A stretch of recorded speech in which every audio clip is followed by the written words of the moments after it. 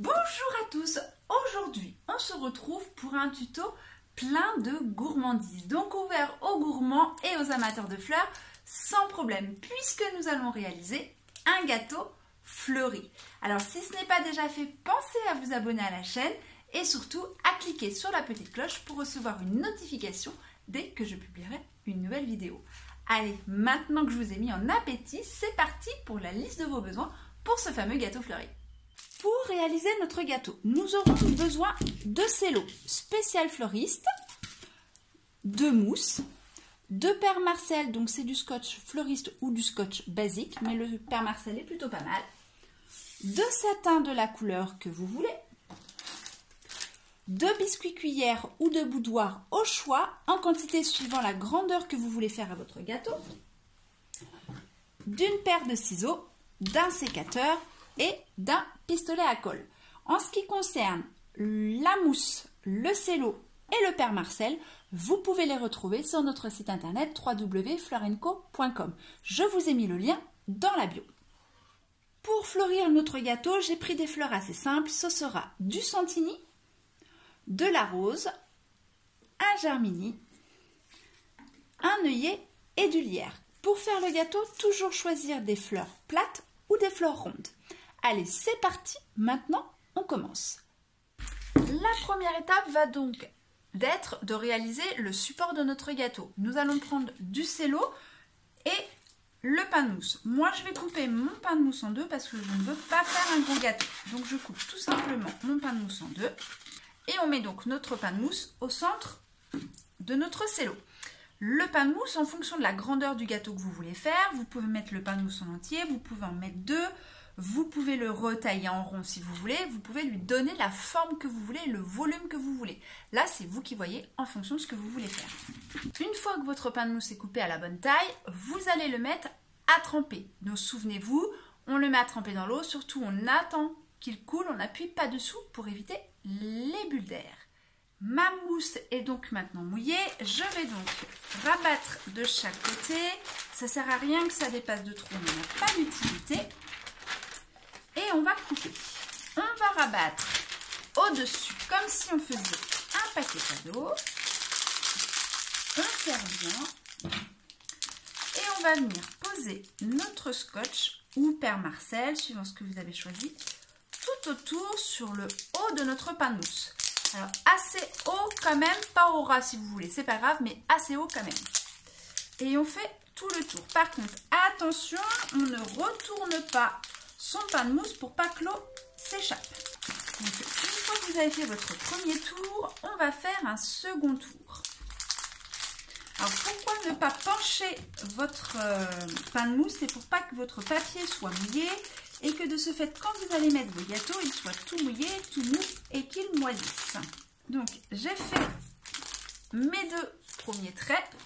Je vais faire ensuite la même chose en bas. Donc en fait, pas au ras, c'est pareil, un tout petit peu au-dessus si vous voulez.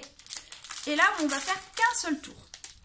Une fois que cette partie-là est faite, nous allons couper notre papier cello au ras de la mousse.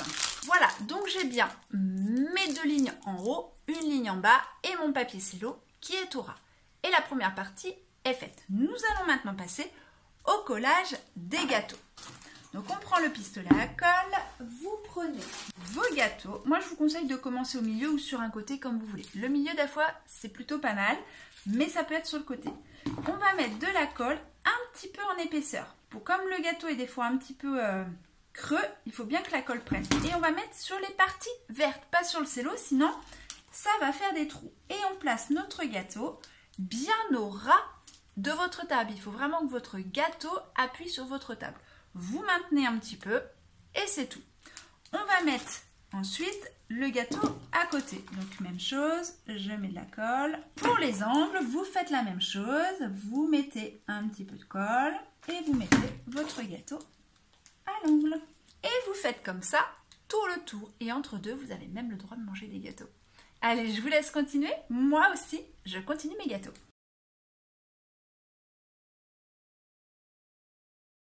Alors, parfois, pour les finitions, vous allez être un petit peu embêté. Alors, moi, je ne sais pas si vous allez bien voir. Je vais vous faire voir. en fait, vous voyez là, j'étais un peu embêtée pour finir parce que c'était trop, mais j'allais pas le couper par la moitié. Donc en fait, vous le chevauchez sur le copain. Donc vous mettez de la colle le long de l'autre et après, vous appliquez votre gâteau pour que ce soit joli. Voilà, donc là, ma base est faite. Tous mes gâteaux sont collés. Vous voyez, tous bien à la même hauteur. Il ne faut pas que vous ayez des gâteaux de différentes hauteurs. Une fois que ça c'est fait, on va mettre le ruban. Pour le prendre, petite astuce, vous posez bien vos mains à plat et vous soulevez.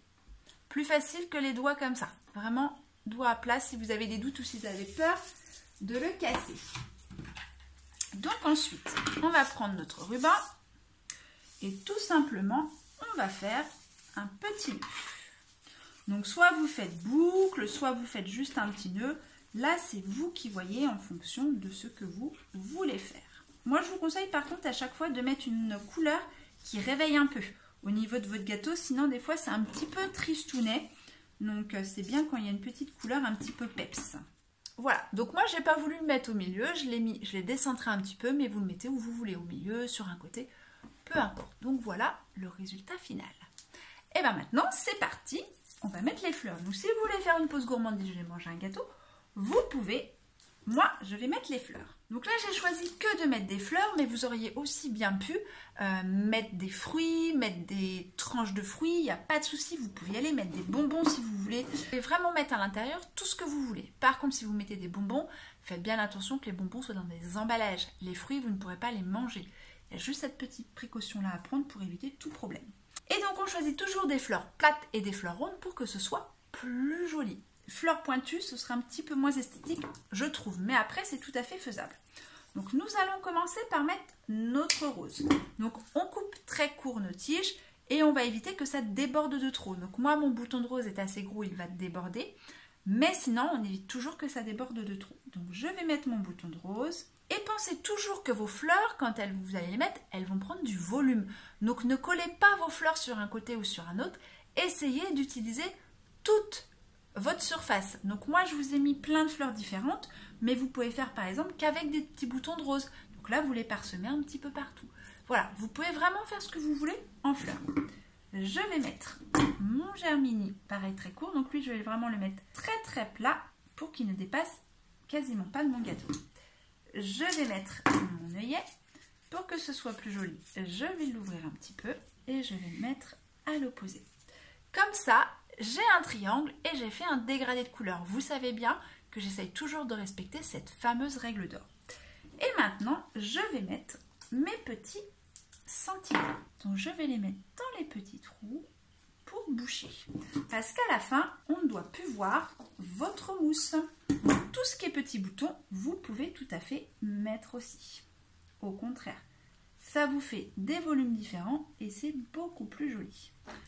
Et pour la petite touche finale, je vais rajouter un petit peu de lierre. Je trouve que le lierre va donner un petit peu de relief et va finir. Donc pareil, on coupe très court et on pique.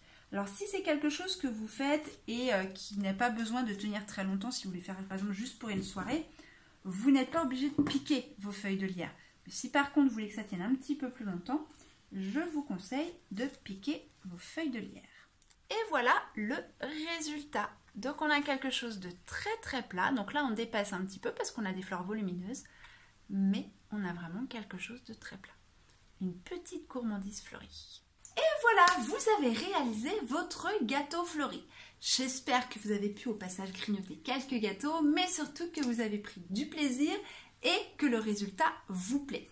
Je pense que je vous tournerai également une vidéo avec quelque chose d'un petit peu plus mélangé, que ça soit un peu plus champêtre. Voilà, là on est plus sur un gâteau un peu plus structuré, il est un peu plus moderne notre gâteau. En tout cas, j'espère que vous avez vraiment passé un bon moment et je vous dis à bientôt pour de nouvelles aventures florales.